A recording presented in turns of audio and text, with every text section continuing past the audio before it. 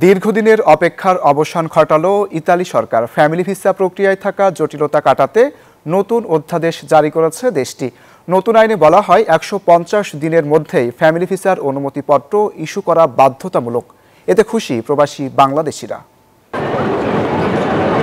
প্রতি বছরই ফ্যামিলি ভিসায় ইতালি সহ ইউরোপের বিভিন্ন দেশে পাড়ি জমান বহু প্রবাসী। তবে ইতালিতে আবেদনপত্রের কারণে আটকে থাকা ও বিলম্বে অনুমতির ইস্যুর অভিযোগ ছিল দীর্ঘদিনের। এতে সময়মতো পরিবারের সদস্যদের আনতে ব্যর্থ হন বহু প্রবাসী। এর শিকার হন প্রবাসী বাংলাদেশিরাও। বান্ডেল থাকলে প্রতি সেনমানিতে টাকা বাঁচবে।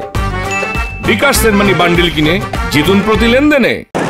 তবে এবার অবসান ঘটল সেই জটিলতার। ১৫০ দিনের মধ্যে ফ্যামিলি ভিসার অনুমতিপত্র ইস্যু করা বাধ্যতামূলক করেছে ইতালি সরকার। নতুন সিদ্ধান্তে দীর্ঘদিনের হয়রানি থেকে মুক্তি পাবেন হাজারো প্রবাসী বাংলাদেশি।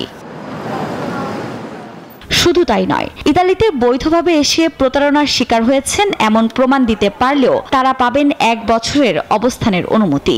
একই সুবিধা প্রযোজ্য হবে স্পন্সর ভিসায় আসা প্রবাসীদের ক্ষেত্রেও। ইতালি সরকারের এমন সিদ্ধান্তকে ইতিবাচক হিসেবে দেখছেন প্রবাসী বাংলাদেশিরা।